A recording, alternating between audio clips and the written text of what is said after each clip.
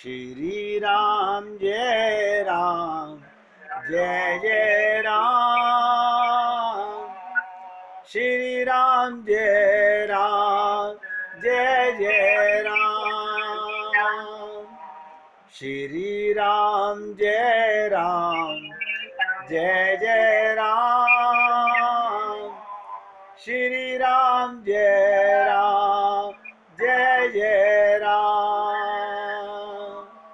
श्री राम जय राम जय जय राम। श्री राम जय राम जय जय राम। अब बहुत एकाग्रचित होकर सुनिएगा। अगर हमारे जीवन की चंचलता हमें भगवान के अनुराग की ओर ले जाए, तो मन का राग भी अगर भगवान की भक्ति के चरणों से जुड़ जाए, इससे बढ़कर सार्थकता इस वस्तु की, मन की कोई नहीं हो सकती। मैंने तो आप लोगों से कहा, आपके सामने संसार का वैभव आए, वो मन पकड़ना चाहेगा या भगवान की लीलाओं को पाना चाहेगा। जिस व्यक्ति ने ये सार्थक समझ लिया, ये संसार तो एक दिन छूटने वाला है, यहाँ की हर चीज छूटने वाली है, लेकिन ये मौका अभी मिला हुआ है। अब अगर मन को सही जगह नहीं लगाया, फिर पछताए क्या होते हैं जब चिड़िया चुग गई खेत में। फिर सिर्फ पश्चाताप ही रह जाएगा। फिर वापस वही 84 लाख योनियां कुत्ते बिल्ली के शरीर में आप और हम लोग ऐसे ही घूमते रहेंगे।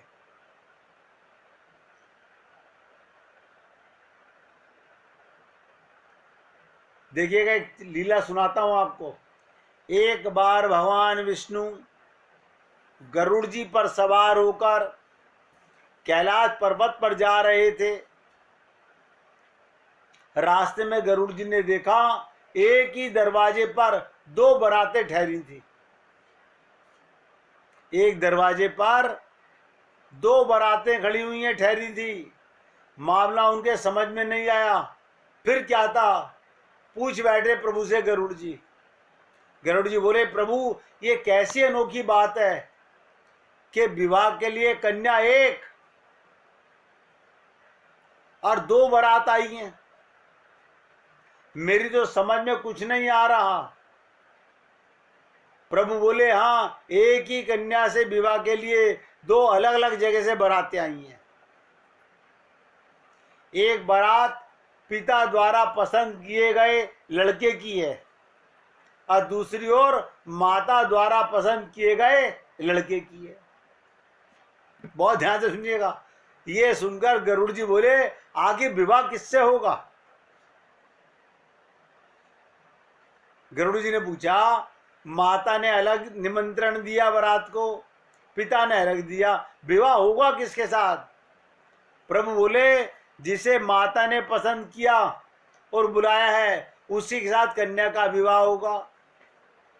भगवान की बातें सुनकर गरुड़ जी चुप हो गए और भगवान को कैलाश पहुंचाकर कौतूहल बस पुनः उसी जगह आ गए, वापस आ गए।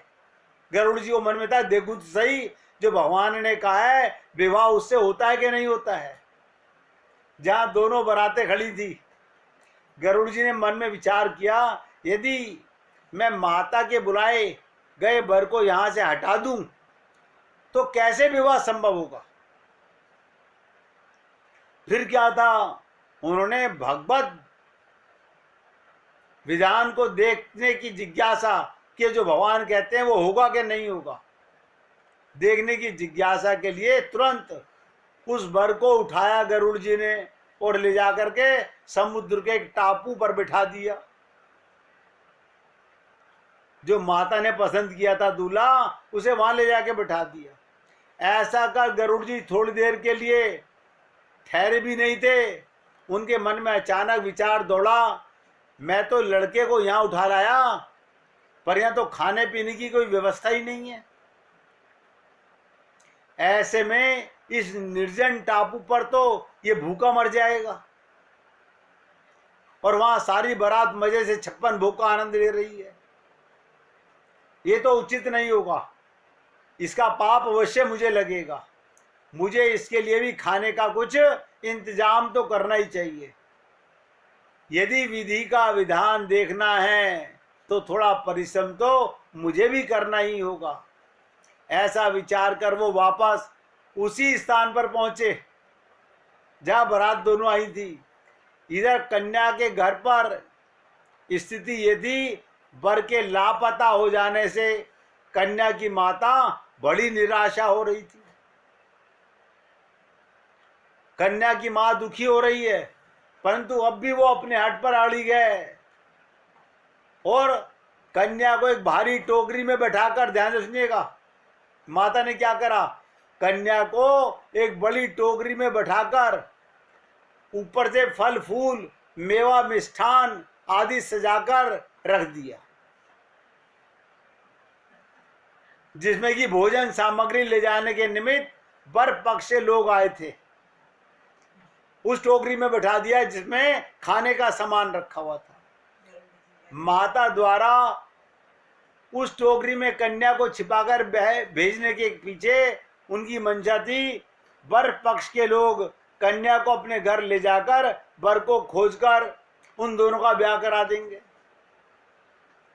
माता ने अपना ये भाव किसी तरह, ध्यान सुनिएगा, होने वाले समधि को सूचित कर दिया, लड़के के बाप को बता दिया।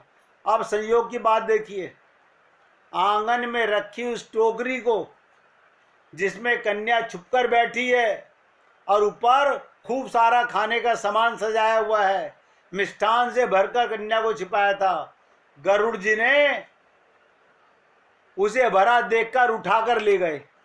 बोले दूल्हे राजा अकेले भूखे मरेंगे, उस टापू के ऊपर मैं टोकरी उठा के ले चलता हूं। उस टोकरी को ले जाकर के गरुड़ जी ने उस निर्जन टापू पर, जहां पहले से वर को उठाकर ले गए थे, वहीं रखा, वर के सामने रख दिया। इधर भूख के मारे व्याकुल हो रहे वर ने क्या करा, अपने सामने भोजन की सामग्री भरी टोकरी को देखा तो बाज की तरह झपट पड़े। दूल्हा भूखा था, उसने टोकरी से जैसे ही खाने के लिए फल आदि निकालना शुरू किया, देखा उसमें तो 16 श्रृंगार किए हुए एक कन्या भी बैठी हुई है जिससे उसका विवाह होना था। गरुड़ जी ये सब देखकर दंग रह गए। उन्हें निश्चय हो गया हरि इच्छा ही बलवान है, होगा वही जो राम रचि राखा। राम कीन चाहे सो होई, करे अन्यथा आस नहीं कोई।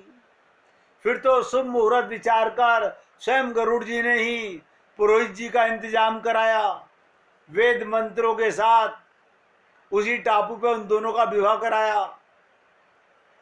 तत्पश्चात प्रभु के पास आकर सारा वृत्तांत सुनाया कि प्रभु, और प्रभु अधिक समझ झुंझलाकर बोले, प्रभु आपने अच्छी लीला करी, सारा ब्याह कार्य हम ही से करवा लिया। भगवान गरुड़ जी की बातों को सुनकर मंद मंद मुस्कुरा रहे। तो इसलिए मैं कह रहा हूं कि भगवान की लीलाओं को समझने के लिए ये चित्त बड़ा एकाग्र होना चाहिए, जो हमारा चित्त बहुत चंचल है। आप और हम लोग इन्हीं बातों को समझना तो चाहते हैं, लेकिन एकाग्रता से पकड़ नहीं पाते हैं। तो जीवन की चंचलता हमें भगवान के अनुराग की ओर ले जाए। मन का राग भी अगर भगवान की भक्ति के चरणों में जुड़ जाए, इससे बढ़कर सार्थकता मन की कोई नहीं है। मानो भगवान राम ने सीता जी से कहा, उस समय आपने मुझसे चमड़ा लाने के लिए कहा था, पर अब तो मैं आपके पास मृग भेज रहा हूं, जो चंचल तो दिखाई देता है पर ये मारने योग्य नहीं, पालने योग्य है। हनुमान जी क्या हैं, सीता जी क्या कहती है, उन्हें पुत्र मानती हैं, अपना पालने योग्य है। गीता वली रामायण में ध्यान से सुनिएगा, बहुत सारी रामायण है।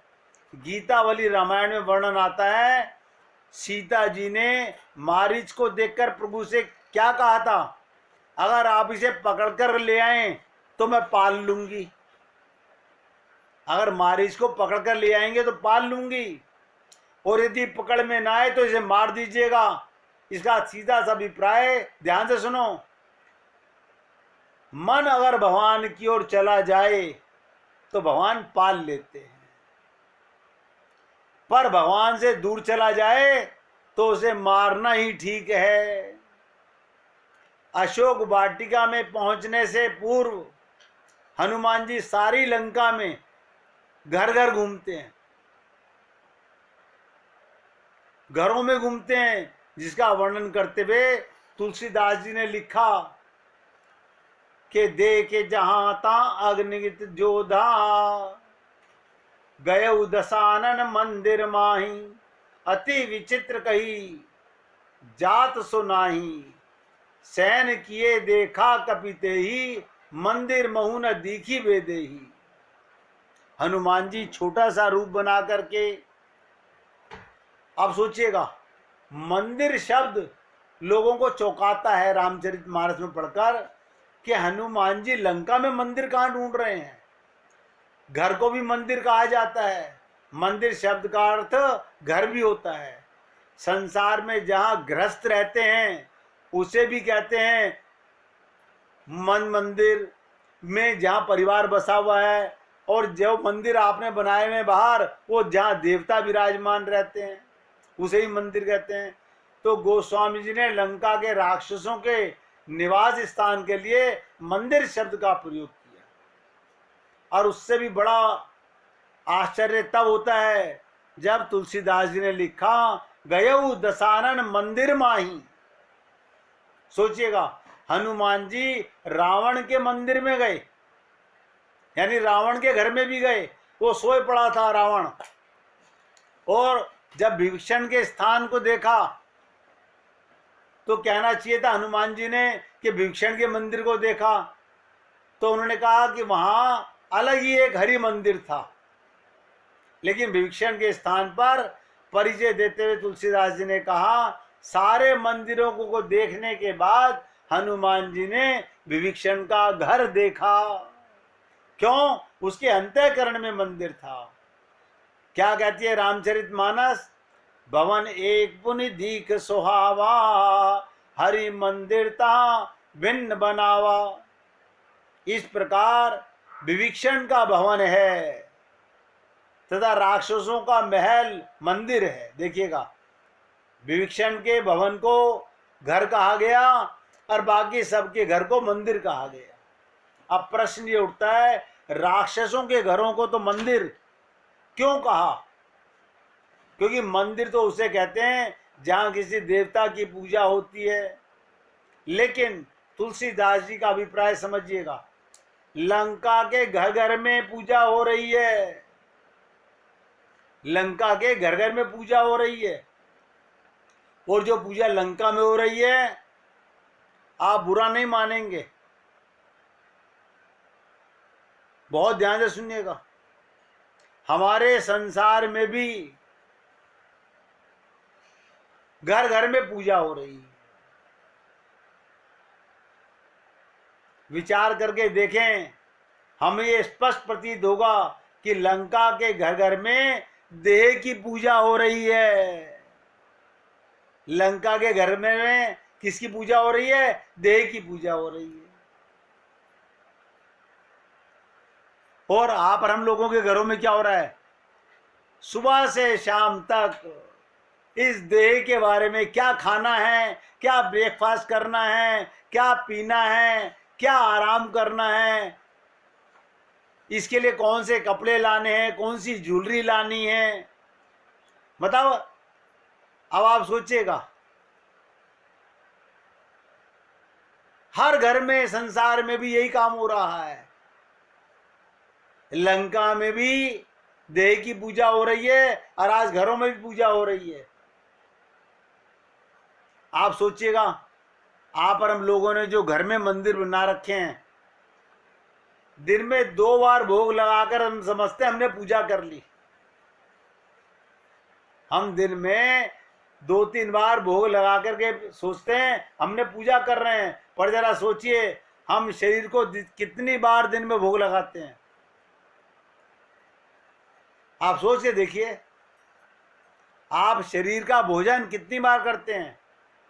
थोड़ी थोड़ी देर में, अभी चाय पी लें, अभी कॉफ़ी पी लें, अभी जूस पी लें, अभी कुल्फी खा लें, तो हम देह की पुजारी कर रहे हैं। हमारे मन मंदिर में कौन बैठा हुआ है? देह के देवता को बैठा रखा है हम लोगों ने। इसलिए मैंने कहा था कि आप बुरा मत मानिएगा। हम शरीर को दिन में कितनी बार भोग लगाते हैं, कितनी बार धूप दीप दिखाते हैं, उसका नाम चाहे जो भी रख लो, अभिप्राय यही है, संसार में मनुष्य केवल शरीर की ही पूजा तो कर रहा है। और बता दूं विचित्रता, जो मंदिर बना रखे हैं उस भगवान से क्या मांग रहे हैं? इस देह का सुख मांग रहे हैं। भगवान से प्रेम नहीं कर रहे, भगवान से इस देह का ही सामान, देह की रक्षा, देह की ममता की ओर ही भाग रहे हैं। इसलिए रामचरितमानस में ये बताने के लिए श्री लक्ष्मण जी, बहुत ध्यान से सुनिएगा, लक्ष्मण जी भगवान राम से कितना प्रेम करते हैं। तुलसीदास जी ने लिखा, सेवई लखन सिय रघुवीर जिमि अविवेकी पुरुष शरीर ही। कमाल की बात है। अज्ञानी व्यक्ति, आप और हम सब लोग जैसे शरीर की पूजा करता है, लक्ष्मण जी उसी प्रकार भगवान राम की सेवा करते हैं। लंका में 2 प्रकार के मंदिर हैं, एक तो हरि मंदिर और दूसरे राक्षसों के मंदिर। हरि मंदिर का अभिप्राय जहां भगवान की पूजा होती है। विभीषण ने अपने घर को मंदिर नहीं मानते क्योंकि वे अपने शरीर की पूजा नहीं करते, परंतु अन्य तो सारे घर में उनके शरीर की पूजा हो रही है। हनुमान जी इन्हीं मंदिरों में ढूंढ रहे थे सीता को। मंदिर महू न दीखी बेदेही, जितने भी घरों में गए हनुमान जी, कहीं सीता जी नहीं मिली। तो तुलसीदास जी का अभिप्राय, जहां देह की पूजा होती है, नोट कर लो, वहां बेदेही नहीं मिलती, वहां सीता जी की खोज करना बेकार है। हनुमान जी को सारी लंका में खोजने पर भी बेदेही का दर्शन नहीं हुआ। इसका अर्थ, लंका में कहीं पर भी हनुमान जी को ना तो शांति दिखाई दी, ना भक्ति दिखाई दी, ना वो दिव्य सौंदर्य दिखाई दिया। आप और हम लोग केवल सुनने के बात से नहीं, ये विचार करें मन के अंदर,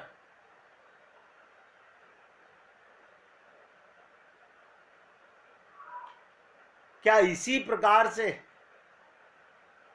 हम लोग देह की ही पूजा करते रहेंगे?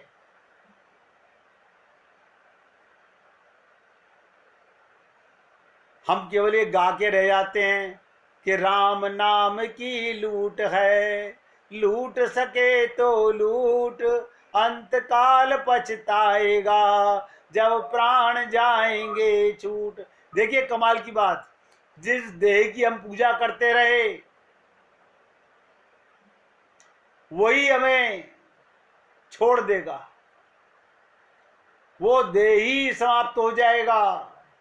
इसका मतलब हम जाने अनजाने में क्या कर रहे हैं? हम जाने अनजाने में क्या कर रहे हैं? आप अपने आप से सोच के देखिएगा।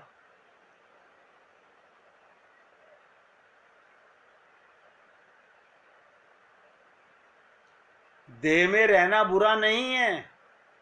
क्यों? भगवान की कृपा से देह मिला है, किस लिए? उस एम को पहचानो, इस देह का सदुपयोग करो। तो गोस्वामी जी का अभिप्राय, जहां देह की पूजा होती हो वहां बेदेही नहीं दिखाई देती। इसका अर्थ है, ध्यान से सुनो, सारी लंका में भी बेदेही का दर्शन हनुमान जी को नहीं हुआ। लंका में कहीं पर भी हनुमान जी को ना तो शांति दिखाई दी, ना भक्ति दिखाई दी, ना सौंदर्य दिखाई दिया। अंत में विभीषण जी से मिलन होने पर के पश्चात जब विभीषण जी के घर में गए, हनुमान जी पूछते हैं, भाई विभीषण, देखिए कमाल की बात, भाई विभीषण, मैं मां जानकी जी को देखना चाहता हूं। मानो हनुमान जी विभीषण को याद दिलाना चाहते हैं, स्मरण करना चाहते हैं कि विभीषण तुम देह नहीं हो, अगर देह होते तो रावण के भाई होते, किंतु तुम जीव हो। देखिएगा, आप और हम लोग कौन है? जीव हैं। ईश्वर अंश जीव अविनाशी, लेकिन हम अपने आप को जीव नहीं मानते। हम तो अपने आप को शरीर मानते हैं, स्त्री पुरुष मानते हैं। और हनुमान जी कहते हैं तुम जीव हो इसलिए मेरे भाई हो। हम दोनों की मां सीता जी हैं और मैं उन्हें देखना चाहता हूं। और उसी के पश्चात लिखा तुलसीदास जी ने, जुगुति विभीषण सकल सुनाई। विभीषण जी ने क्या कहा? सारी युक्ति हनुमान जी को बता दी। युक्ति शब्द का सीधा सा अर्थ है कठिन काम को सरल बनाने की युक्ति। हमारे संत महात्मा गुरु हमें क्या बताते हैं? भगवान को पाने की युक्ति। अब उस युक्ति को हम कितना हृदय में धारण करते हैं और कितना संसार को पाने की युक्ति को धारण करते हैं। विभीषण जी ने हनुमान जी को युक्ति बताई तो हनुमान जी ने कहा तुमने बड़ी कृपा की, मैं तो लंका में सीता जी को ढूंढ ही नहीं पाया था और तुमने युक्ति बता दी, तो लगता है तुमने भी सीता जी का दर्शन किया होगा। हमारे गुरुजी कहते हैं, ध्यान सुनिएगा, थ्योरेटिकल और प्रैक्टिकल गुरु कैसा होना चाहिए? श्रोत्रिय भी हो और ब्रह्मनिष्ठ भी हो। ब्रह्मनिष्ठ का मतलब क्या होता है? जो अपने को जीव मान चुका हो, जिसने अपने जीवत्व को ये समझ लिया है अब मैं इस देह का उपयोग भगवत प्राप्ति के लिए ही करूंगा। विभीषण ने कहा मित्र देखिएगा, मेरी समस्या यही है, मैं दूसरे को युक्ति बता सकता हूं पर स्वयं मैंने आज तक सीता जी का साक्षात्कार नहीं किया। विभीषण की समस्या थी, वो जानते तो पहले भी थे पर साक्षात्कार नहीं कर सके। इसका सीधा सा तात्पर्य था कि युक्ति को मात्र जानने से कुछ नहीं होगा, जीवन में उसे क्रियान्वित करना होगा। इसलिए हनुमान जी ने युक्ति को केवल सुना ही नहीं, सुनने के पश्चात क्षण भर में भी उसे क्रियान्वित रूप देकर हनुमान जी तुरंत अशोक वाटिका में पहुंच गए। आप सोचिएगा, आप और हम लोगों को, हम जब किसी गुरु के पास जाते हैं तो क्या शरीर के कल्याण के लिए जाते हैं? ममता मोह आसक्ति के कल्याण के लिए जाते हैं? जब हम जीव बनकर ही नहीं जा रहे, आत्मा बनकर ही नहीं जा रहे, और जो युक्ति हमारे गुरु हमें बता रहे हैं वो हम जीवन में उतार ही नहीं रहे, तो बस लीपा पोती करते रहिए, कुछ नहीं होने वाला।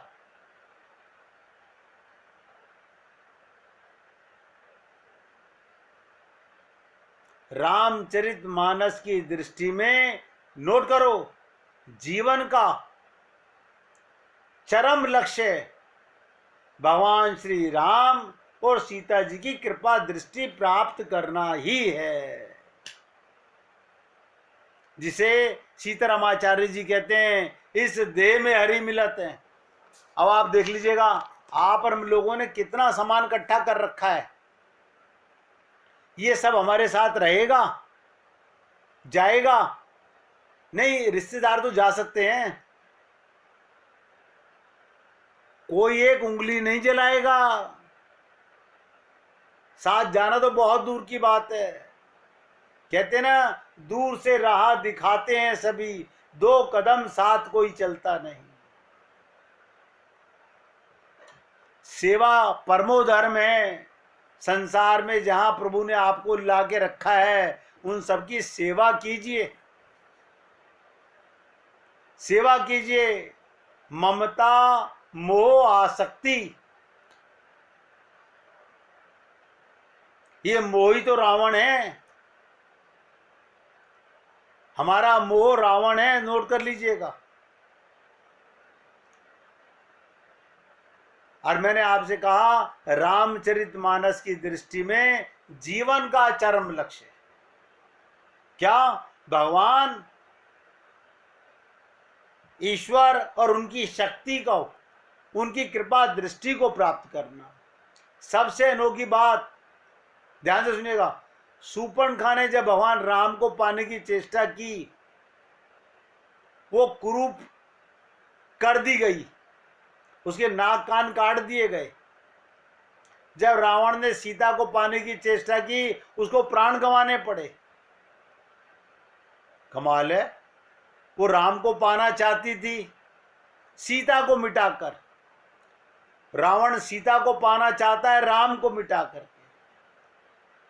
आध्यात्मिक अर्थों में इसका अभिप्राय, रावण श्री सीता जी को पाना चाहता है। वो कहता है, यही है, एक बार बिलोक मम मोरा, एक बार मेरी ओर देखो। उसे पाने के लिए रावण सीता के पास नकली मृग लेकर के गया और भक्ति को प्राप्त करने का उपाय बताते हुए रामायण में कितना सुंदर कहा गया।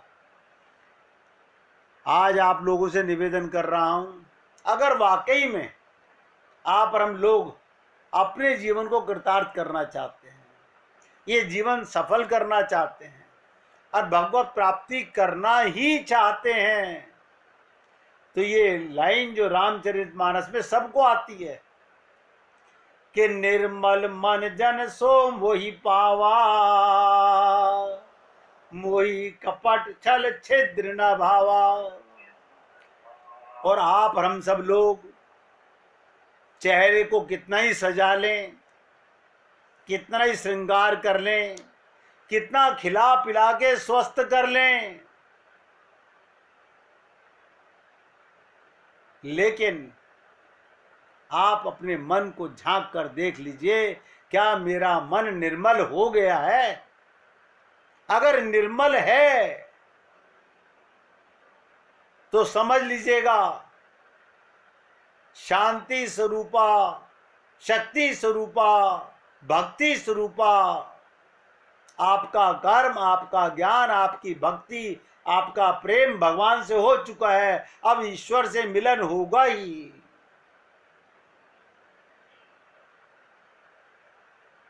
हम कहते हैं ना, जब संत मिलन हो जाए और वाणी हरि गुण गाए, तब इतना समझ लेना,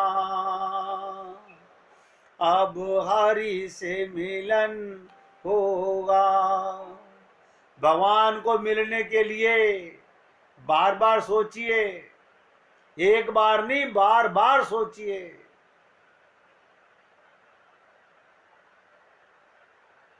कल मैंने आपसे कहा था कि देखिए, ओबामा भी अपनी जेब में हनुमान जी को रखता है, भक्त को साथ में, और आप और हम सब लोग, आप अपने मन में झांक कर देख लीजिएगा, पूरा परिवार कैसे भरा पड़ा हुआ है।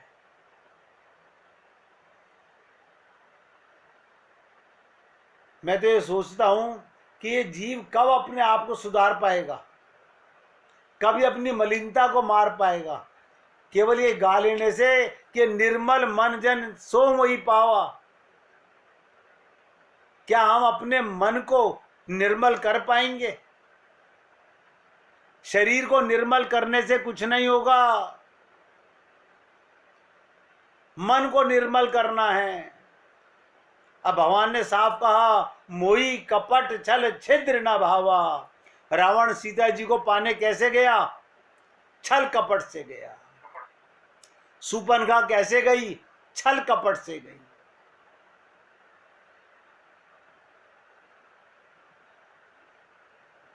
आप सब लोग रावण सीता के सामने कपट से साधु बन करके, साधु का वेश बना करके और सन्यासी वेश में उसने सीता जी का हरण किया। इस प्रकार वो विदेह नगर की निवासिनी श्री सीता जी को देह नगर में ले आया।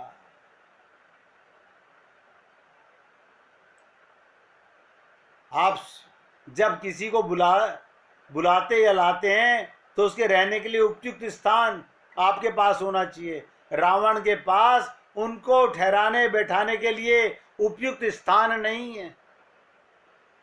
उसके पास तो केवल कपटी मन है तथा दंभ है, और वो समझता है मैं छल से ही सीता जी को लाने में समर्थ हो गया। ये आप सब लोग रामचरितमानस के माध्यम से बहुत गहराई से जानते होंगे। सचमुच वो सीता जी को लाने में सफल हुआ क्या?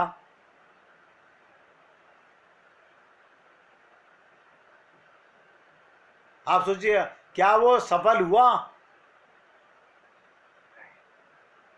इसलिए मैं बार बार कहता हूं, अपने आप को राम नाम की चदरिया से मत ढकिए। अपने मन को प्रभु राम में, गोविंद में, इनमें रमण करने का प्रयत्न कीजिए। अब बहुत जीवन गुजर चुका है, अब बचा कितना है? देखिए, निवेदन करना मेरा कार्य है, मानना ना मानना मैं बार बार आप लोगों से निवेदन करता हूं, ये आपका है। आप चाहें तो मान सकते हैं,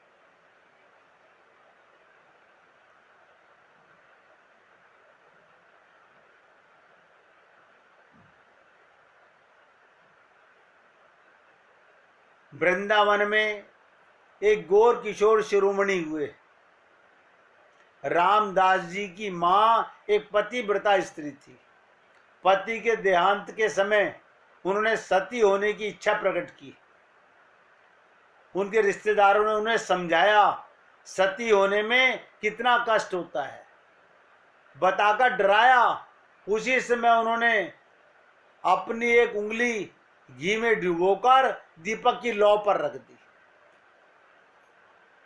एक उंगली घी में डुबोकर आग्नि में रख दी। उंगली धक धक कर जलने लगी। उसे दिखाकर उन्होंने कहा, देखो मुझे कुछ भी कष्ट नहीं हो रहा है। तब पति की ज्वलंत चिता की 7 बार उन्होंने परिक्रमा की और उसमें कूद पड़ी। आज भी वो स्थान जहां वो सती हुई वर्धमान जिले में सती डांगा नाम से प्रसिद्ध है। कहते हैं रामदासी विवाह योग्य हो जाए तो उसका विवाह चिताहाटी निवासी धन कृष्ण के साथ किया गया। रामदासी जो थी उसकी उम्र की उस समय 1.5 वर्ष की थी और गौरचंद्र भी बालक थे सिर्फ, जिनका विवाह हुआ आपस में। पढ़ने लिखने से उनका कोई सरोकार भी नहीं था। यूं ही लीला मंडलियों की लीलाएं सुनना, देखते सुनते इधर उधर डोलते रहना। फिर भी सती ने उन्हें अपनी कन्या के योग्य वर के रूप में वर्ण कर लिया। उन्होंने अपने योग्य बल से उनके अंतर में छिपे एक सिद्ध महापुरुष को देख लिया था। उनकी इच्छा के अनुसार रामदासी के विवाह योग्य होने पर उसका विवाह गौरचंद्र जी से किया गया। 20 वर्ष की आयु तक गौरचंद्र की पुस्तकों से भेंट तक नहीं हुई थी, कोई पुस्तक देखी तक नहीं थी। एक दिन एक ग्रामवासी ने कहा, गौर तो अपने कुल का कलंक बनकर रह गया है। बस उसी दिन से उन्हें पढ़ने की छटपटी लग गई। किसी पंडित से कुछ लिखना पढ़ना सीखने के पश्चात पंचानन तर्क रत्न की टोल में भर्ती हो गया। कुछ ही दिन बाद गोरांग बाड़ा के सची चरणदास पंडित बाबा के निकट आकर के पूरा भक्ति शास्त्र में पारंगत हो गया और उनके गुरु ने उनको श्री कृष्ण मंत्र की दीक्षा दी। तत्पश्चात गोरांग महाप्रभु के नाट्य मंदिर में रहकर, चैतन्य महाप्रभु के मंदिर में रहकर अध्यापन करने लगे। कुछ ही दिन में एक महान पंडित के रूप में उनकी ख्याति चारों ओर फैल गई। लगन की बात है, 20 साल की उम्र में एबीसीडी पढ़ना चालू किया। महाप्रभु के मंदिर की सेवारत, कहते हैं श्री बेनी माधव ठाकुर एक प्रसिद्ध महात्मा थे। उनके संग से शिरोमणि विशेष रूप से प्रभावित हुए। एक दिन महाप्रभु के मंदिर में बहुत से ब्रजवासी वैष्णव आकर ठहरे। उनकी सेवा का सुयोग पाकर हृदय आनंद से नाच उठा। उन्होंने गृहिणी से उनको भोग राग को अच्छी व्यवस्था करने के लिए कहा। वो बोली, आज भोग के लिए घर में है ही क्या, आप तो पहले ही वैष्णव सेवा में सब कुछ खर्च कर दिया है। ये सुनकर ठाकुर चिंता में पड़ गए, कुछ उपाय सोचने लगे। थोड़ी देर में ध्यान से देखिएगा, शिरोमणि जी ने देखा उनके अपने घर का एक दरवाजा निकाल लिया है और उसे सर पर ढोकर बाजार में बेचने चल दिए। ऐसे भी भक्त लोग हैं संसार में, अपने घर का दरवाजा निकालकर बेचने चल दिए। ये देखकर उनके नेत्र आंसुओं से भर गए, देख कांपने लगा और वो मूर्छित होकर गिर पड़े। उस दिन उन्होंने वैष्णव सेवा का जो पाठ सीखा वो उनके दैनिक जीवन का एक अंग बन गया। आप और हम लोग अभी समझते ही नहीं है। जिस स्थान पर वैष्णव गण मूत्र त्याग करते थे, वहां पर गंगा के पथ पे झाड़ू लगाते थे। झाड़ू लगाकर गंगा स्नान करके आने वाले हर राहगीर को दंडवत करके प्रणाम करते, उनकी सेवा करते। आप सोचिएगा, आप और हम लोग कहाँ अभी सोच रहे हैं कि सेवा क्या है। हम तो केवल शरीर की सेवा में लगे रहते हैं। इसलिए भाई मैं आपसे निवेदन कर रहा हूं, ये मौका बार बार नहीं मिलेगा। अभी आप और हम लोगों को मनुष्य शरीर मिला हुआ है, इसको कृतार्थ कीजिए या इसको ऐसे ही बर्बाद कीजिए, ये आपके ऊपर है। ये सारा संसार, ये सारा परिवार, ये सारा सामान यहीं रखा रह जाएगा। हंस अकेला उड़ जाएगा। इसलिए उड़ने से पहले जिसने इस देह में भगवान को पा लिया वही कल्याणमयी है। आज सीताराम आचार्य जी का ध्यान बार बार आ रहा है, उन्हीं का छंद गाते हैं। इस देह में हरि